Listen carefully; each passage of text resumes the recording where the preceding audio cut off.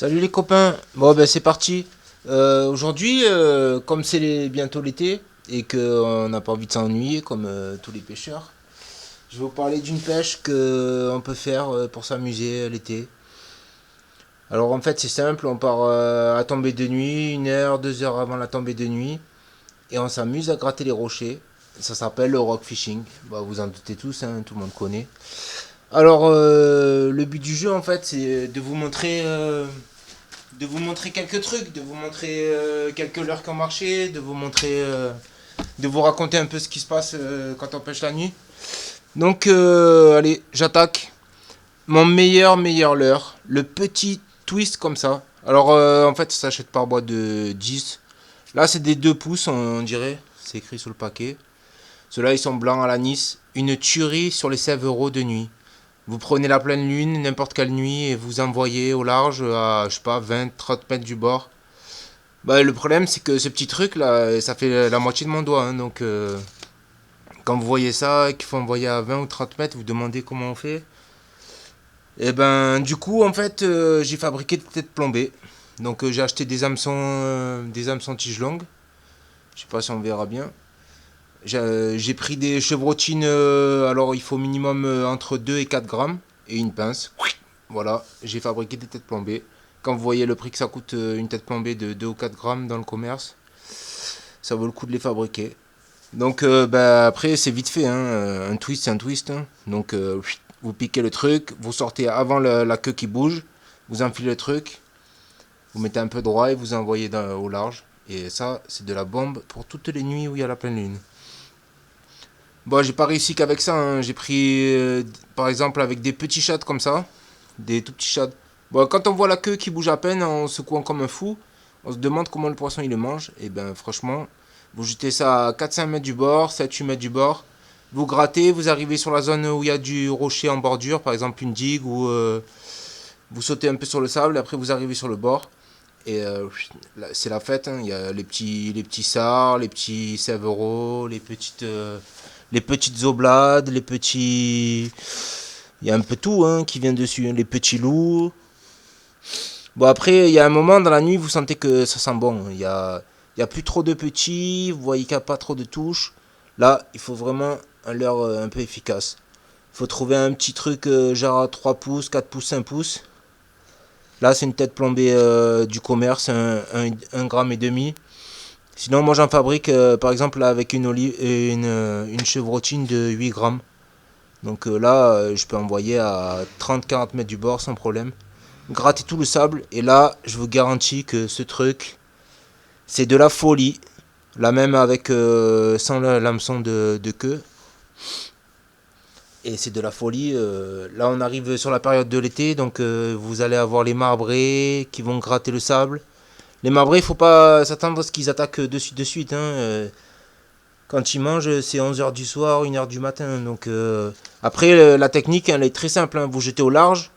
Vous tirez soit sur le sable et vous faites deux trois petits sauts comme ça, ou alors vous faites des petits sauts, vous faites un grand saut et vous relâchez tendu comme ça. Dès que vous sentez, vous perdez le contact ou dès que vous sentez carrément que c'est bloqué, bon, vous allumez parce que comme c'est sur des plages de sable et tout comme ça, et direct c'est le marbré, hein, c'est sûr, hein, c'est la bonne saison.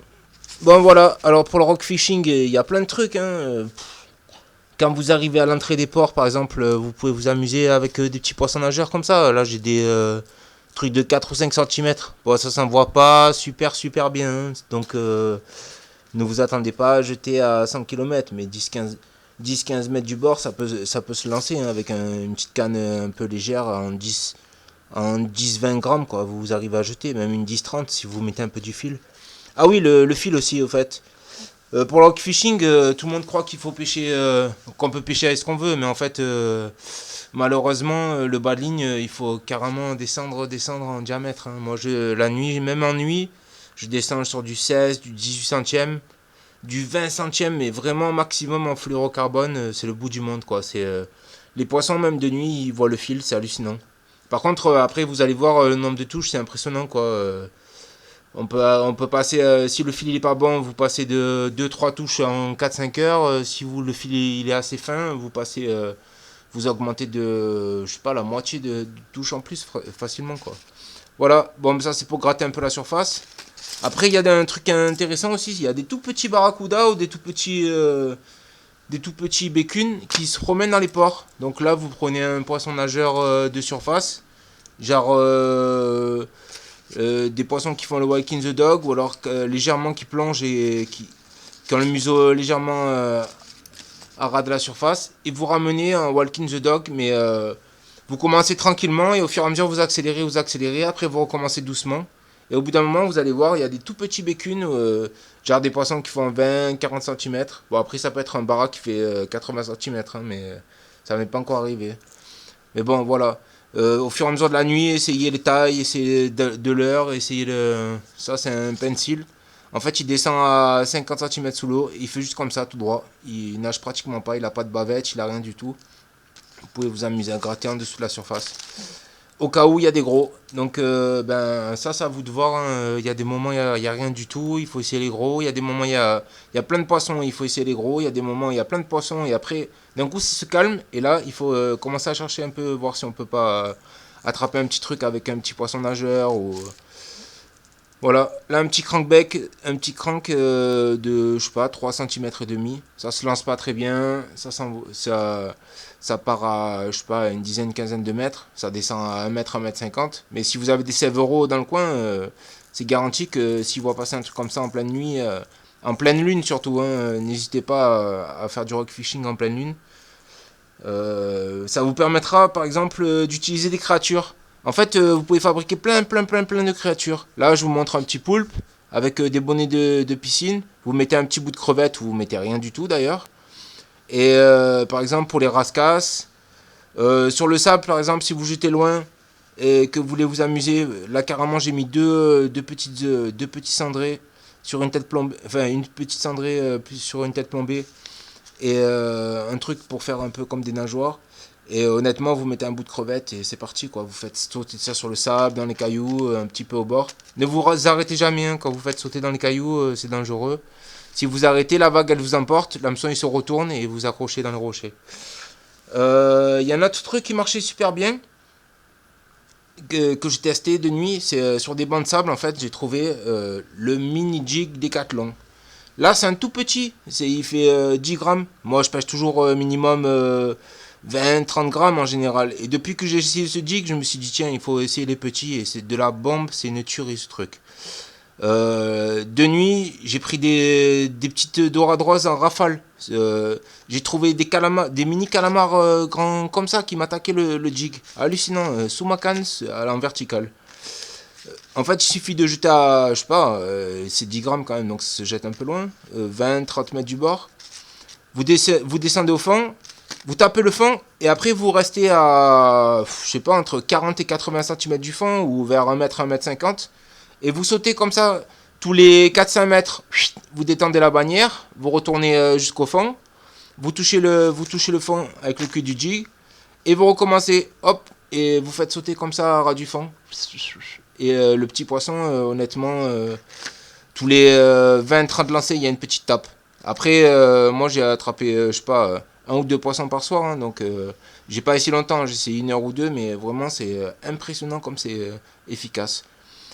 Dans les leurres qui peuvent sauver le bredouille, si vous avez un peu de lumière, une petite mitraillette comme ça, bon, la prenez pas trop grosse, hein, genre 20-25 centièmes. Des petites plumes comme ça, vous mettez un plomb de... Bon là j'ai mis des plombs pour la mer, mais des plombs pour le bateau, mais du bord vous pouvez mettre entre 5 et 20 grammes. Là par exemple, je sais pas, c'est un 30 grammes, donc c'est pour jeter un peu loin. Par contre vous prenez des petites mitraillettes, hein, vous prenez des plumes qui sont montées sur des hameçons 12, des hameçons maximum jusqu'à 8. Et envoyez-moi ça près des lumières en pleine nuit, vous allez voir, c'est la folie. Il y a 5 hameçons, vous traînez ça un peu à... Tout le mange, hein, les bogues le mangent, les petits loups le mangent, les oblades le mangent. Voilà, donc après, vous voulez encore essayer un peu des trucs.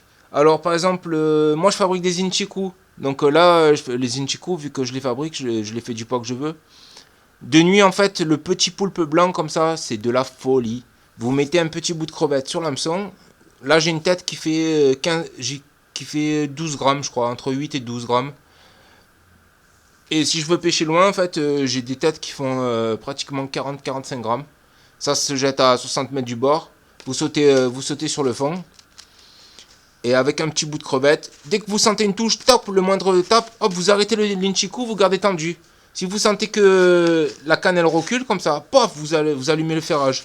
Si ça bouge pas, que ça continue à faire des petites tirées, des petites tapes, hop, vous prenez la canne tendue tout doucement, vous relevez ou vous relevez. Si ça bloque, vous ferrez.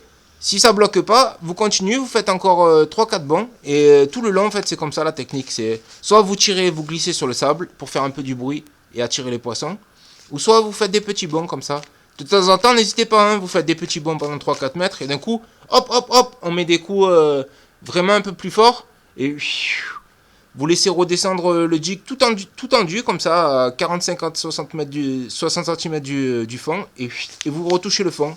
Vous restez tendu et vous attendez une demi-seconde, une seconde, vous allez voir. De temps en temps, on sent carrément le jig qui recule. Là, vous pouvez allumer. C'est en général quand le plomb il recule, c'est que c'est un bon. Voilà. Donc après, c'est l'heure de nuit. Hein, à vous l'imagination. Hein. Par exemple, là, un petit octopus monté sur une tête plombée avec. C'est un hameçon tige longue qu'on achète par bois de 10-20. Là, j'ai acheté des cendrées, des chevrotines en, je sais pas, 7-8 grammes, un truc comme ça. J'ai mis mon petit poulpe, j'ai piqué avec une aiguille, j'ai ficelé avec de la tresse. Et voilà, mon poulpe, c'est un leurre, hein, c'est devenu un leurre. Donc ça, je vous garantis, vous jetez ça sur le fond, sur le sable, et vous dandinez ça comme ça en plein été. Vous allez attraper tout ce qui passe. Hein. Et moi, ce qui m'a surpris, franchement, c'est comment ça s'appelle, les marbrés en plein été. Si vous tapez sur le mois de juillet, le mois d'août, hallucinant, ils tapent sur le sable.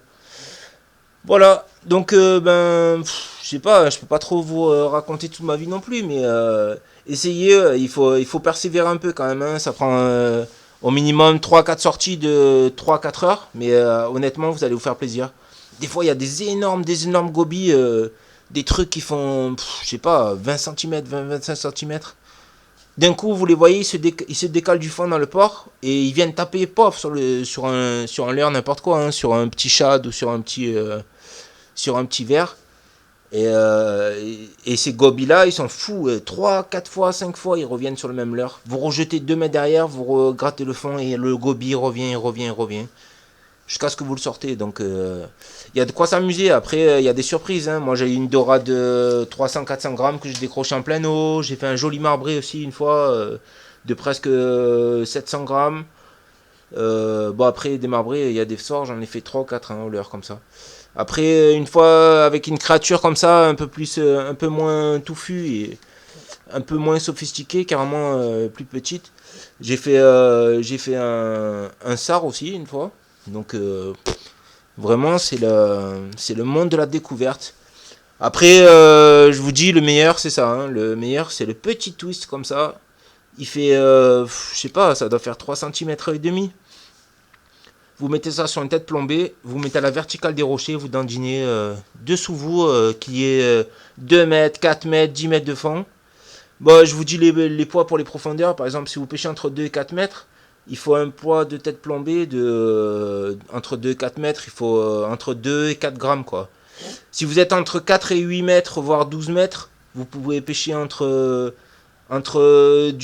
du 4 grammes minimum et du 6 grammes. Quoi. Bon, avec le 4 grammes, on arrive à faire tout, mais le problème, c'est que si vous êtes dans pas beaucoup d'eau, votre leurre, il va trop vite. Si vous êtes dans trop profond, vous n'arrivez pas à atteindre le fond. Après, si vous pêchez vraiment au-delà de 8 mètres, 10 mètres de fond, il faut passer carrément sur des leurres un peu plus gros comme ça. Là, vous montez sur une tête en 8 grammes par exemple.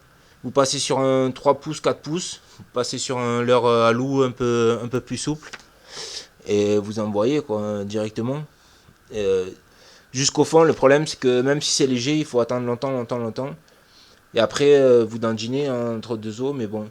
Le plus simple, c'est franchement les entrées de port, les petites digues, les plages de sable, là où il n'y a pas beaucoup d'eau, entre 4 et 6-8 mètres quoi, maximum.